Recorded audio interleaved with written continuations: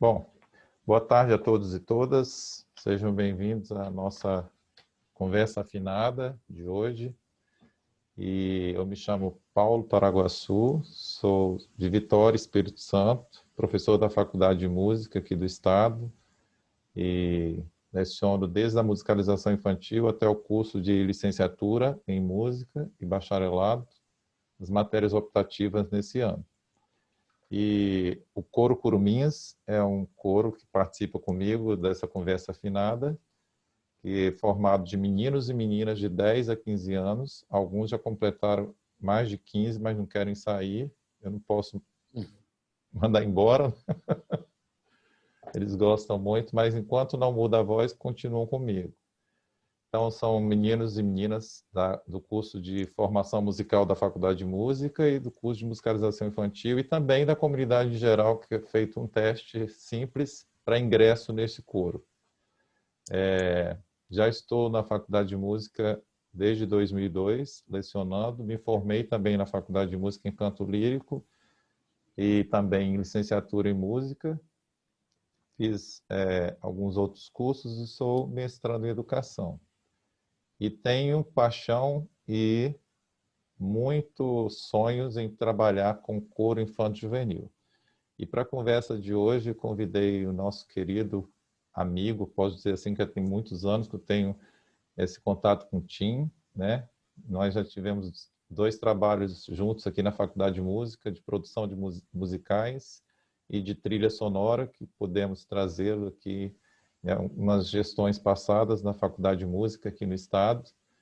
E para nós é um prazer muito grande receber o Tim Rescala hoje para falar sobre produção de musicais para coro infanto-juvenil ou para voz infanto-juvenil. E eu estava conversando com o Tim agora, pessoal, o currículo dele é tão grande que se eu for ler aqui, vai ser a tarde todinha e pega um pouquinho da noite.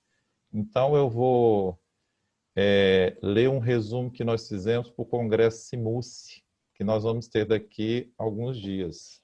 Isso é um resumo do resumo, mas durante a nossa conversa a gente pode passar o site do Tim, que tem todo o currículo, tem várias informações sobre o nosso convidado de hoje. Tim Rescala. Estudou na Escola de Música da UFRJ e Escola de Música Vila Lobos com Hans Joachim Kollreuter. Pronunciei certo, Tim? Kollreuter, né? Hans-Joachim Kollreuter. Kollreuter. Estudou composição, né? Que privilégio, né, ter estudado com Kollreuter. Contraponto e arranjo. Licenciou-se em música pelo Unirio em 1983, compositor e diretor musical de várias peças de teatro.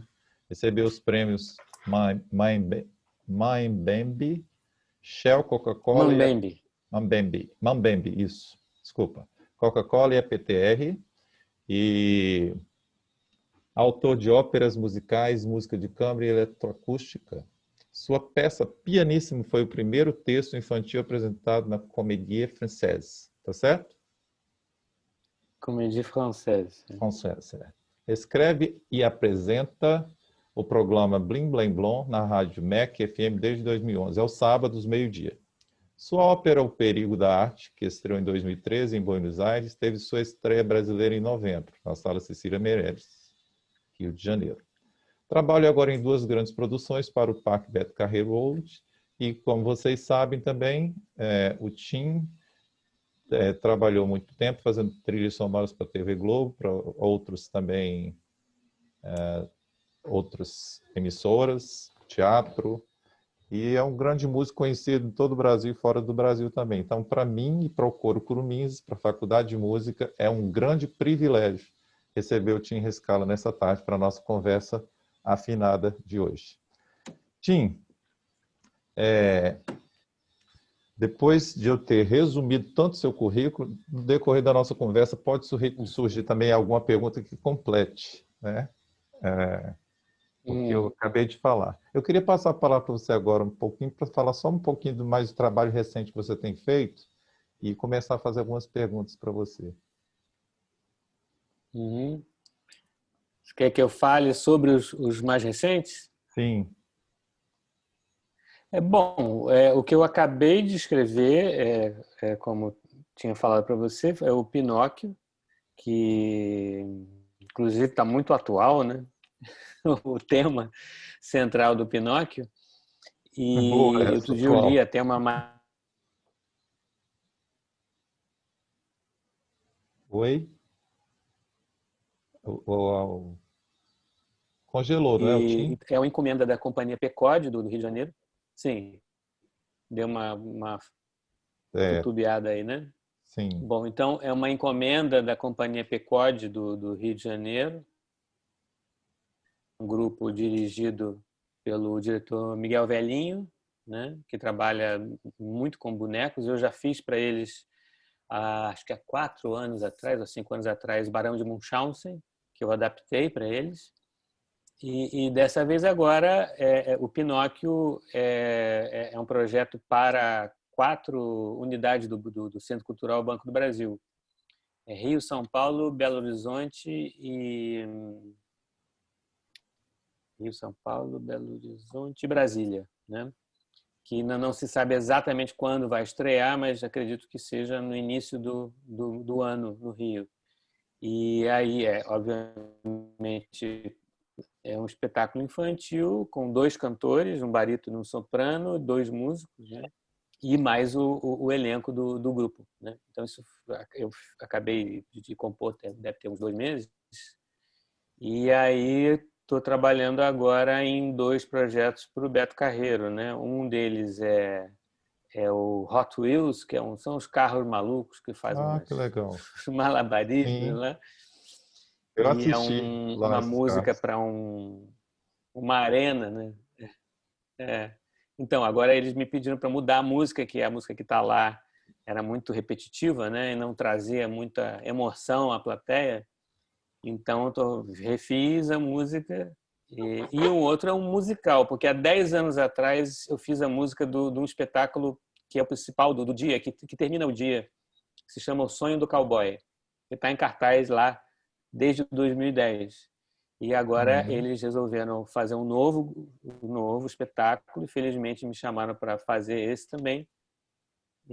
Então vamos ver se a cada 10 anos eu faço lá a música por década, E né? aí faz por década, E comemorativa. por década, né? E tem esse o último trabalho para audiovisual foi o Pluft, que a Silmara participou, né, com o coral de Heliópolis, né, da orquestra, né?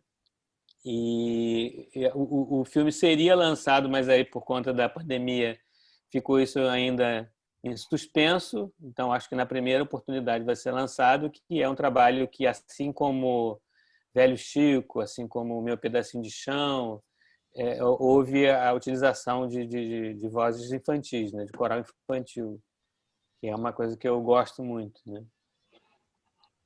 Então vai ser mais uma oportunidade de fazer, de mostrar um pouco desse trabalho, principalmente junto com a música sinfônica, né?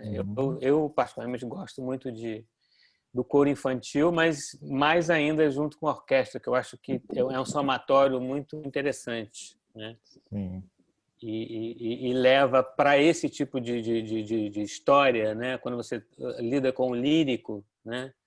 Casa muito bem. No caso do Pluft, por exemplo, que isso é muito evidente, né? A gente, isso foi até um pedido da diretora Rosane Wartmann, ela queria identificar as vozes infantis com o próprio personagem Pluft, né? E esse universo onírico, né? Então, quando for possível assistir o filme, vocês vão ver que eu acho que o resultado ficou bastante bom. Uhum.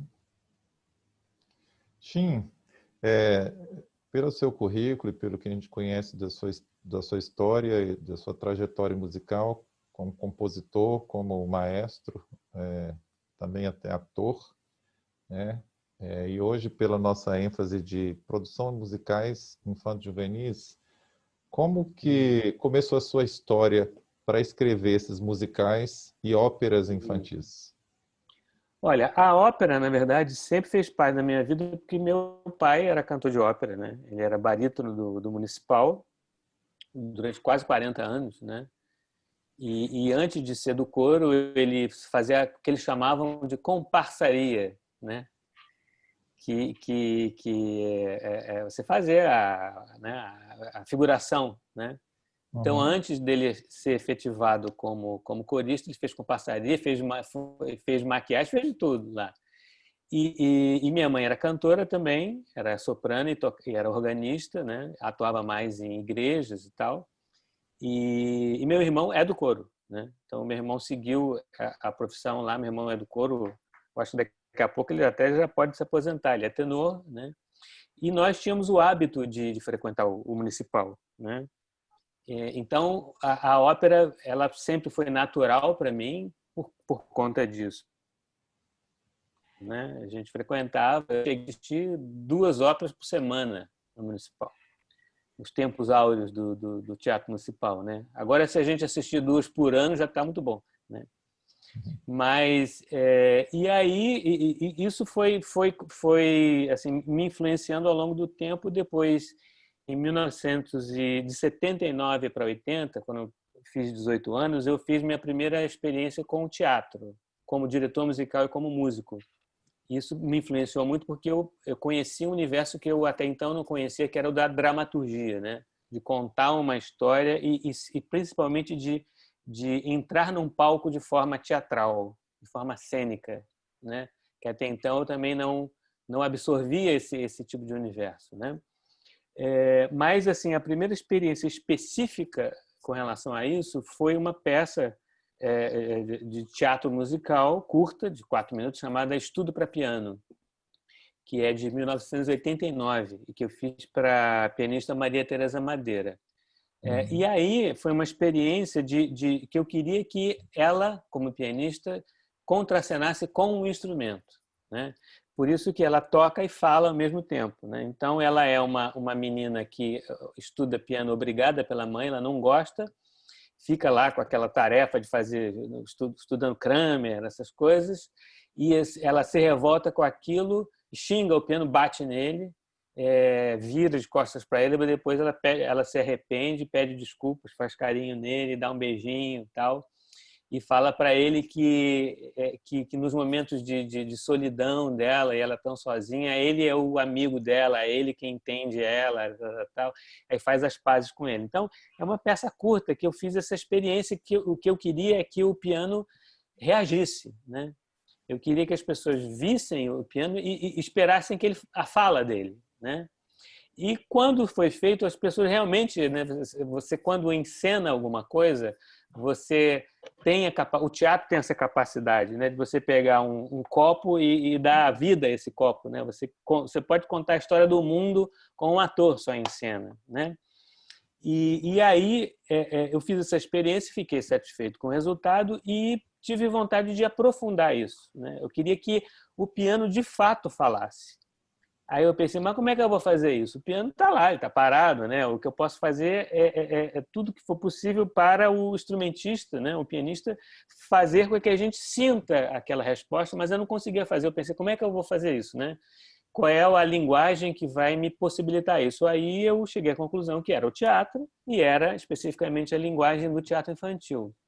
Foi aí que eu escrevi a minha primeira peça, chamada Pianissimo, que foi escrita em 92 e encenada em 93, né? E que a história é essa, da menina que estuda piano obrigada, até um dia que ela chuta o piano e ele fala, ai, aí sim, no teatro o piano falava, né? E Uhum. dentro do piano saiu um monte de coisa. Tinha não só um ator, como vários de dentro da carcaça do piano. Então, era um piano com um corpo falso, né? Ele era um teclado programado de que forma que ele realmente a atriz que na época fez a estreia era a Drica Moraes, que tocava também um pouco de piano. Eu preparei esse piano de forma que ele tivesse timbre de piano, mas em algumas teclas ele tinha alguns sons inusitados, né? Então, no final da peça, quando o piano se revolta, ela toca, a dona Euterpe, que é a professora dela, Professora toca uma Dona nota e Eter. sai uma descarga, sai um grito, a dona Euterpe. E então, assim, aprofundei isso e o resultado foi muito bom, foi uma peça premiada, etc. E me estimulou a continuar nessa trilha, assim. E também o que me interessou muito foi o público infantil, né? Foi a criança como não só como temática, como objeto daquilo que eu estava fazendo, mas como público, porque a criança é sincera, né? É diferente dos adultos, que a gente fica cheio de pruridos, né? O comportamento que a gente tem que ter. A criança fala mesmo, e se não gostar, vai embora, e reage, né? E isso eu acho que para o criador é muito estimulante, porque é um desafio, né? É a mesma coisa que você fazer humor, não é fácil. As pessoas acham que o humor é mais fácil que o drama, não é, né? É o contrário. E assim, da mesma forma que fazer coisas para a criança, eu acho que tanto é um desafio, como é muito importante e muito necessário. E isso me estimulou. Aí eu fui fazendo um atrás do outro. Outra peça que foi Papageno, que a temática era separação, né? Depois eu fiz uma ópera, que é a Orquestra dos Sonhos, que foi em 96, encenada em 97, e fui fazendo uma atrás da outra, ou ópera, ou musical, às vezes um híbrido, uma mistura de uma coisa com a outra, né? Então, e muitas vezes atendendo, né, na verdade, quase que todas as vezes atendendo a encomendas, né? Ou de grupo de teatro, ou de encenadores e tal, né? Mas esse universo infantil, né, do canto, ou mesmo da encenação, continua me interessando, eu continuo a trabalhar a fazer coisas para criança. Recentemente mais foi o Pequeno Príncipe, que foi uma encomenda da Orquestra Ouro Preto, né, do maestro Rodrigo Toffolo, que também teve um resultado bastante bom e tal. E sigo fazendo, né? Então, os espetáculos mais recentes, eu acho que além do Pinóquio, o anterior foi Thomas e as Mil e Uma Invenções, que foi um musical da Vanessa Dantas, para o qual eu fiz música. Tem um trabalho já de 3 musicais que eu fiz com o Zé Mauro Brandt.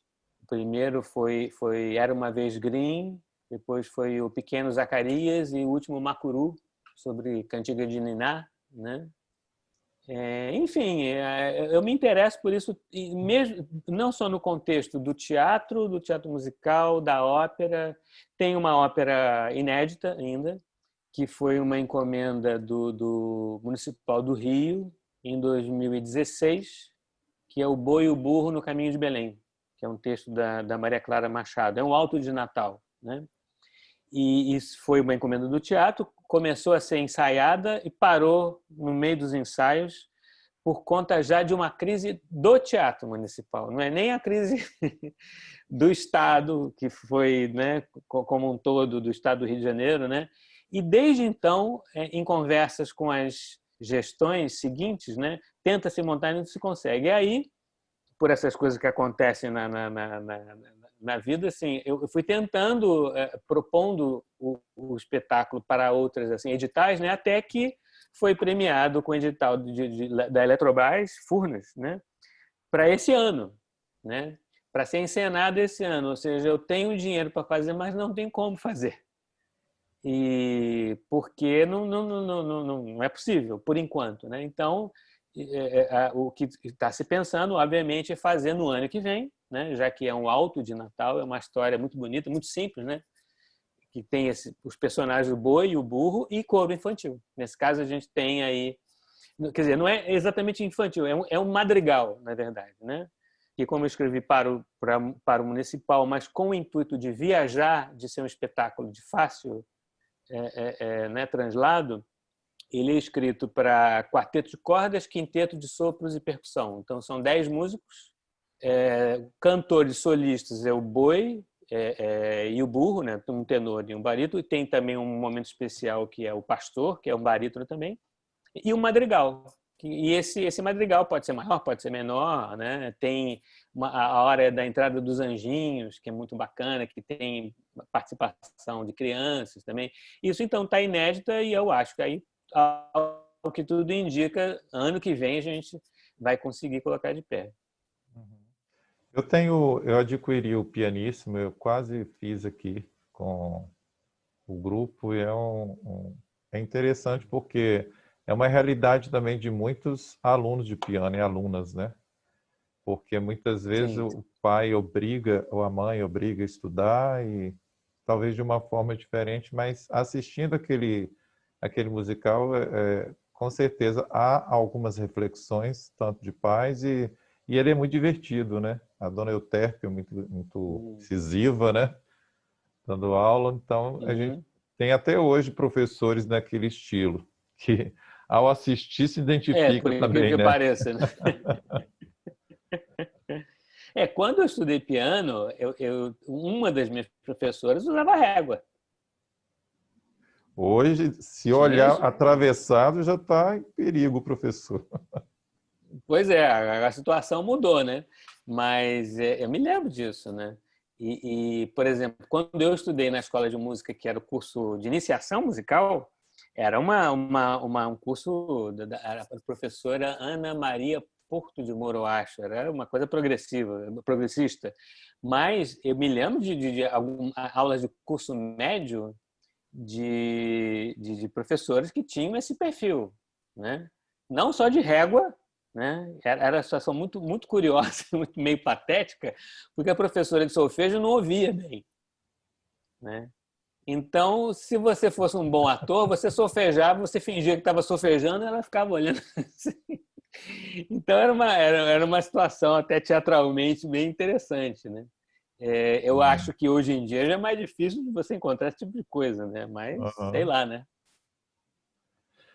Pessoal, esqueci de falar para vocês no início, eu sempre faço algumas perguntas no início e logo após eu passo para vocês, tá bom? Então, quem já colocou pergunta no chat, eu estou anotando aqui. Assim que eu termino, eu passo para vocês convidados. Desculpa, eu esqueci de avisar no início, tá bom? Tim, quando você escreve esses arranjos, claro que muitas vezes você escreve por encomenda, né? A gente sabe que você também gosta muito desse público, dessa faixa etária, mas a gente sabe que muitas vezes você também escreve por encomenda. E quais são os pontos de partida para você começar a escrever? Claro que a instituição que te encomenda fala, eu quero um musical dessa forma, eu quero que você escreva para uma faixa etária de 8 a 12 anos, ou não sei, uma faixa etária específica. Mas como compositor, pela sua experiência, e tanto de TV como teatro e música eletroacústica, né, que é uma das suas especialidades, quais são os pontos de partida que você tem ao começar a compor para essa faixa etária? Olha, eu sou o que eu mesmo chamo de compositor profissional, né? Ou seja, essa é a minha atividade principal. Às vezes eu também atuo como performer, né? Ou como pianista, ou como ator, e tal, mas a minha atividade principal é a composição, que veio sendo ampliada. Eu também escrevo, né? Faço eu mesmo o libreto na maioria absoluta das vezes e tal. Então, eu atendo realmente, basicamente, a encomendas. Evidentemente que é claro que pode, em um determinado momento, vou fazer a música tal, né? O que acontece, até felizmente, é que eu quase que não tenho tempo de fazer essas, digamos, esses movimentos mais totalmente próprios, porque felizmente não dá e eu tenho as encomendas para atender, né? Uhum. O que, evidentemente, também é um privilégio, pensando em termos de Brasil, né? Até da atividade de composição. Então, assim, há anos, há 30, 40 anos, eu vou todos os dias para o meu estúdio e trabalho, compondo, né? Então, dependendo do prazo que eu tenho, quer dizer, quando me fazem uma encomenda, eu pergunto, ok, quanto tempo de música, para quem é essa música, né? É destinada ao quê? Por quê? Porque, assim, como eu tenho muito gosto pela música em termos geral, ou seja, eu tanto gosto de música popular quanto gosto de música clássica, contemporânea, de vanguarda, tradicional, eu gosto de tudo, né? E eu me interesso por tudo. Então, eu preciso perguntar porque eu não sei realmente o que, se eu não conheço, obviamente, aquela pessoa que está me encomendando, né? Por exemplo, o Rodrigo Toffolo, quando me encomendou o Pequeno Príncipe, eu falei assim, olha, como é que você quer? Perguntei, como é que você quer? Que perfil? Você quer uma coisa mais... Eu pergunto mesmo, você quer música tonal? Você quer... Ela falou assim, não, eu quero música tonal. Eu falei assim, então, o que eu faço? Eu componho um iniciozinho, digamos, 4, 5 minutos, né? Faço uma demo e mando para ele, olha, é isso aí mesmo que você quer falar, é isso aí, ok. Então eu sigo adiante para também não perder tempo, né? E também porque no hábito de trabalhar com música para audiovisual, e muitas vezes o próprio diretor, a própria pessoa que pede, não tem muito conhecimento musical, que é, obviamente não é o caso do Rodrigo, que é maestro, mas eu digo, em muitas situações, sabe, na verdade, ela sabe o que quer, mas não sabe pedir, não sabe usar os termos certos, né? E você fica meio que assim, no tiroteio para ver se você acerta. Então, se você puder pular essa etapa mais rapidamente, é melhor. Ou seja, já saber no início o que é. Então, por isso que eu pergunto, olha, o que você quer? É destinado a que público? Você quer uma coisa que tenha digamos, uma apreciação, um entendimento imediato ou não? Eu pergunto mesmo, né? Porque pode ser tudo, né? Pode ser, né? E como eu também me interesso por essas linguagens diferentes, né? Eu tento limitar ao máximo isso, né? Então, eu acho que depende muito disso. Agora, o que acontece, assim, como eu eu me debruço nos projetos com muito interesse. Por exemplo, a coisa que eu acho que é mais próxima aos profissionais aqui, a Zezé, Maria José Chivitarese, quando me falou há pouco tempo atrás de uma encomenda para o projeto lá da Funarte, da UFRJ, Novo para cor olhar. infantil. Oi? Um novo olhar, né? Isso, isso. Ela me encomendou uma peça, me explicou, tal. Eu estava andando com a minha filha em Itaipava, onde eu estava passando um período lá, e estava andando, não sei o quê, e ela me ligou e ficou me explicando. Ali eu já pensei na música. Entende? Então, quando eu cheguei, acabei a caminhada, cheguei em casa lá onde eu estava, eu já sabia o que eu ia fazer. Então, às vezes eu peço para a pessoa que está me encomendando, não, ok, mas não me fala não, porque senão eu vou ficar com aquilo na cabeça, né? E não vou conseguir descansar, então vou ficar pensando. Então, na verdade, você já vai compondo. Você compõe quando você pensa na música, não é só quando você está no momento de que você tem um papel de música para escrever, ou que você tem um computador, que você tem um celular para gravar, né? Tudo isso é uma ferramenta que você tem, mas quando a pessoa me fala, né, se é uma coisa que me estimula ali, eu já vou pensando nela, né? Então, isso para mim é uma coisa muito natural, ou seja, e aí eu pergunto, mas como é que é? Qual é o tempo? Ela fala, tempo tal. Aí ela me falou, não, eu quero que seja uma música capaz de ser cantada a capela também, com piano, mas que também possa ser cantada a capela, uma coisa simples. Eu falei, ok, já sei o que é. Aí pronto. Então, rapidamente eu faço. Ou seja, Uhum. se o pedido for claro, o objetivo, né, é muito mais fácil. Agora, é claro que também há compositores que não são pianistas. No seu caso, você é pianista também. E aí eu conheço alguns amigos que, quando eles compõem, por eles não serem pianistas, eles escrevem os acompanhamentos, falam assim, me fala aqui como que eu vou tocar isso aqui, porque eu não estou entendendo essa Com parte. quantas mãos eu vou... Quantas É mãos? mais uma questão de conhecer o instrumento, né? Porque muitas vezes, na verdade, eu não uso instrumento. Depende do que é que eu estou fazendo, né? Eu não preciso usar. Uhum. Na verdade, eu uso o piano quando eu escrevo para piano. Mesmo assim, isso, por exemplo, eu não precisei, porque é um acompanhamento muito simples, né? Uhum. Da mesma forma, se eu vou escrever para violão, que é um instrumento que eu conheço, eu não preciso usar o instrumento. Se eu precisar, dependendo da linguagem, checar formação de acordes e tal, aí eu tenho o instrumento e uso, e checo alguma coisa, assim, né? Da mesma forma, os outros instrumentos da orquestra, né? Você precisa ter um conhecimento básico, não precisa saber tocar, mas precisa saber como é que o instrumento funciona, né? É como o Kohreuter dizia isso, não existe erro em arte, ele falava, não existe nada errado.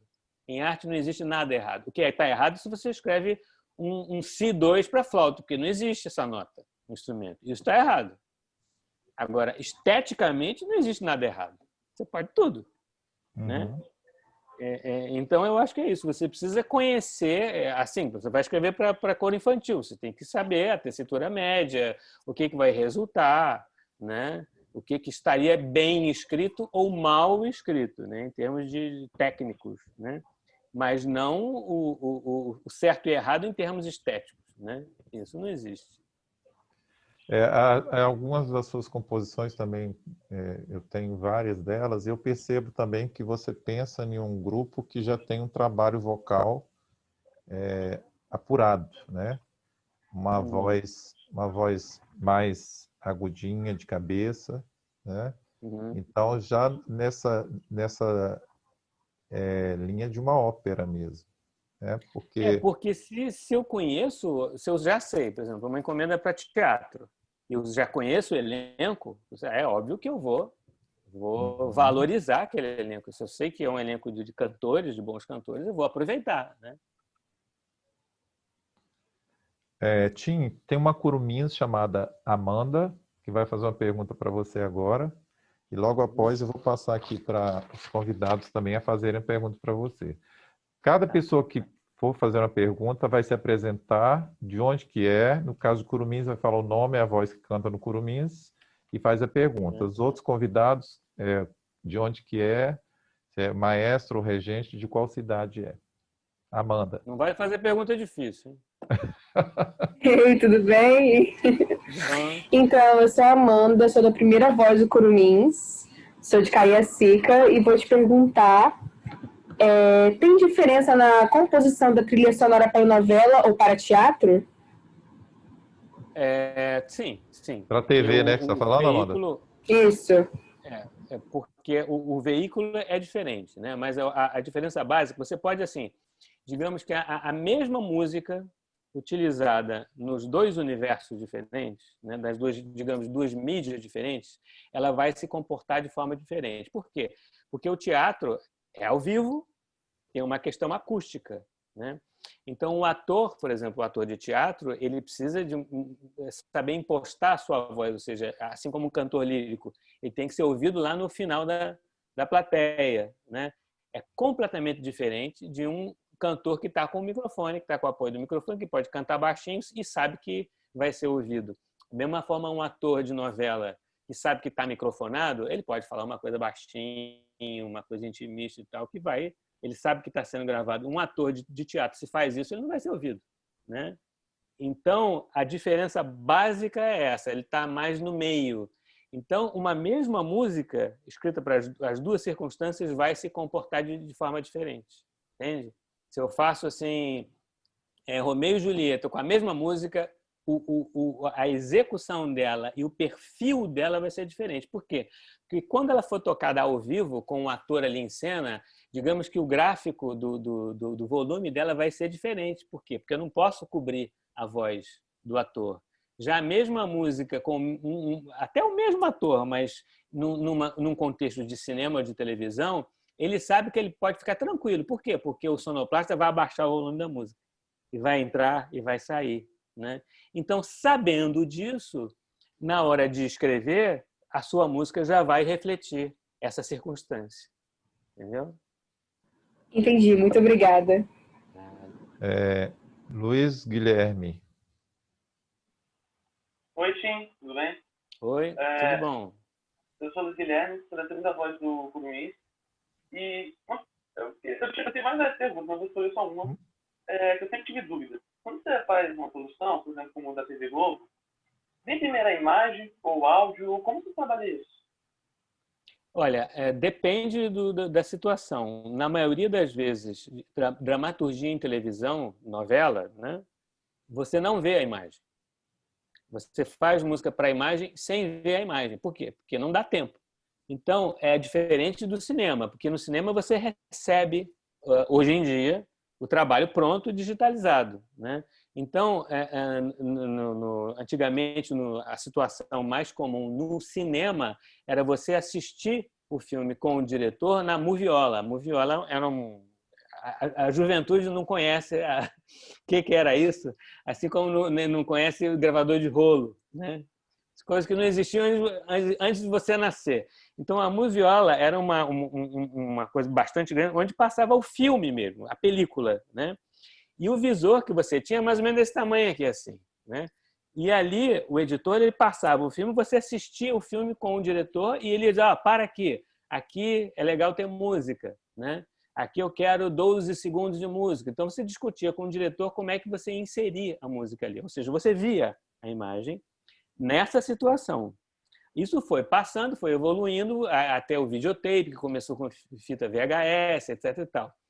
Sendo que a dramaturgia para a televisão não dá tempo de você fazer. Então, quando começa uma produção de uma novela, digamos que dure no ar 4 a 6 meses, hoje em dia, a produção começa antes, 2, 4 meses.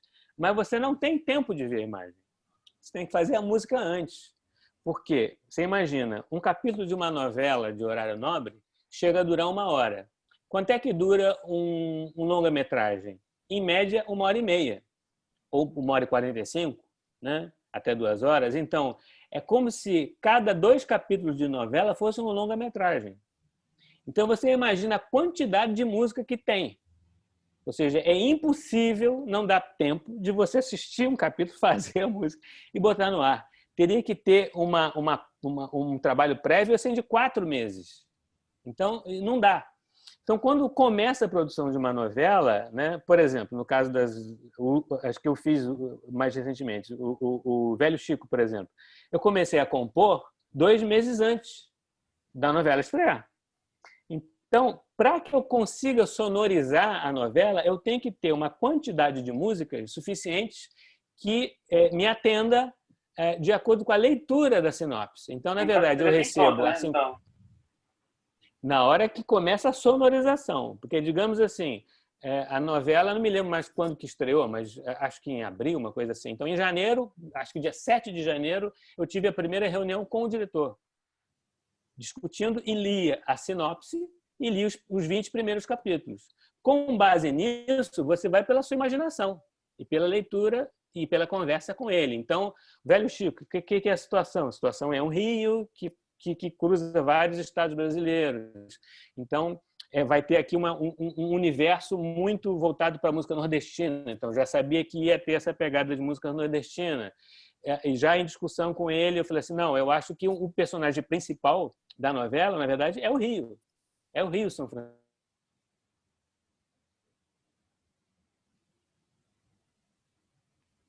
Oi, travou aí um pouquinho, né? Acho Voltou. que frisou, né? Voltou. Então, assim, na verdade, é música, no caso da televisão, é música para a imagem, mas você não vê a imagem. Você tem que supor como é que vai ser a imagem. É diferente do cinema, que aí sim, você recebe o filme pronto e trabalha sobre o filme. Evidentemente que pode e sempre muda, né? Mas o básico está ali. Legal. O Luiz Guilherme e a Amanda cantaram aqui a trilha sonora de Hoje é Dia de Chico e Hoje é Dia de Maria, Hoje é Dia de Maria. e Velho Chico, quando você veio fazer a Hoje é homenagem. Dia de Chico e Velho Maria, né? Hoje é Dia de Maria e Velho Chico. Bom, Paulo Sérgio Mota vai fazer uma pergunta agora. Olá, gente. Boa tarde, tudo bem com vocês? Boa tarde. Tudo bem? Paulo Sérgio Mota, vocais Onyx Nações, Facne Coros, da Faculdade Unida de Campinas, em Goiânia, e vocal PIB, da Primeira Igreja Batista em Umas, no estado de Goiás. São os 3 grupos que me aturam. Pergunto, você gosta de ser chamado de Luiz Augusto ou Tim Rescala? Olha, praticamente ninguém me chama de Luiz Augusto, nem minha mãe me chamava de Luiz Augusto. Então, é só o nome que assina o cheque mesmo. Então tá certo. Tim, vamos lá, eu tenho 3 perguntas para você. Só uma agora por enquanto, tá, Paulo? Sim, a gente dá oportunidade e depois a gente volta, porque tem outras pessoas. Viajante de primeira de navio é assim mesmo. Então vamos lá, primeira pergunta. O que te inspira? Qual a luz, o start que você tem para trabalhar com o universo infantil? Olha, como eu disse, assim, quando a pessoa está me dizendo o que quer, ela não precisa nem terminar a frase, eu já começo a pensar, eu já começo a compor, a imaginar o que seria, né? E a criança em si me estimula muito, o universo onírico da criança. Eu costumo dizer que a criança é um ouvinte muito melhor do que o adulto, porque é um ouvinte mais disponível, é um ouvinte mais capaz, porque não está com os ouvidos cansados, como nós adultos já estamos, né?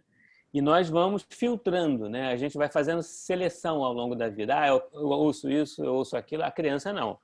Então, para o bem e para o mal, a criança é um livro aberto, é uma página em branco.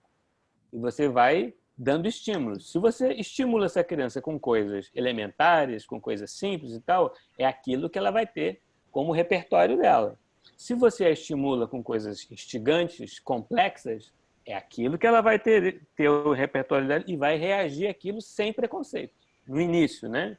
À medida que ela vai crescendo, ela vai adquirindo também esses preconceitos, porque socialmente ela vai respondendo esses estímulos. Então, na verdade, eu acho o contrário. Eu acho que a criança é que é capaz de ouvir coisas complexas. O adulto tem dificuldade, a criança não tem. Por isso é que para mim não existe esse negócio de fazer coisas simples para a criança. Não tem. Para mim é o contrário. Eu acho que tem que simplificar para adulto, para criança não.